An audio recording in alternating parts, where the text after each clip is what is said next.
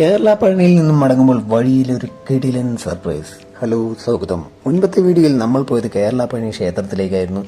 അവിടെ നിന്ന് മടങ്ങുന്ന വഴിയിൽ കണ്ട ഒരു സ്ഥലമാണ് ഇന്നത്തെ സ്റ്റോപ്പ്, തൃശൂർ സുവോളജിക്കൽ പാർക്ക്. പക്ഷേ ഇത് ഒരു സാധാരണ സൂ അല്ല. കിലോമീറ്ററുകളോളം നീളുന്ന പ്രകൃതി അതേപടി നിലനിർത്തി ഒതുക്കിയ ഒരു ലൈവ് സൂ എക്സ്പീരിയൻസ്. അഡൽസിന് 70 രൂപയും കുട്ടികൾക്ക് 20 രൂപയും.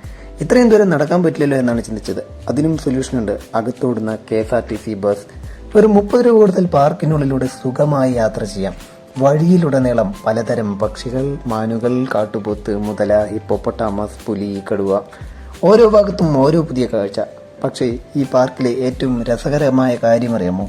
ഇതൊരു ആർട്ടിഫിഷ്യൽ സെറ്റപ്പ് അല്ല. ഇവിടെയുള്ള വലിയൊരു ഭാഗം യഥാർത്ഥ വനപ്രദേശമാണ്.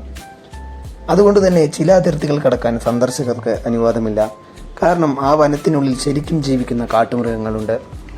അതുകൊണ്ട് തന്നെ പ്രകൃതിയെ ബഹുമാനിച്ച് നമുക്ക് അനുവദിച്ചിരിക്കുന്ന ഭാഗങ്ങൾ മാത്രം ആസ്വദിക്കുകയാണ് വേണ്ടത്. അപ്പോൾ കുടുംബത്തോടൊപ്പമോ കൂട്ടുകാരൊപ്പമോ ഒരു ദിവസം പ്രകൃതിയുടെ നടുവിലൂടെ നടക്കാനും മൃഗങ്ങളെ അടുത്തറിയാനും ആഗ്രഹമുണ്ടെങ്കിൽ തൃശൂർ സുവോളജിക്കൽ പാർക്ക് നിങ്ങളുടെ ട്രാവൽ ലിസ്റ്റിൽ ഉറപ്പായും ഉണ്ടാകണം. The best zoo isn't one with the biggest cages. It's the one that keeps nature feeling alive. മറ്റൊരു വീഡിയോയുമായി വീണ്ടും കാണാം. It's me Sreenath and by.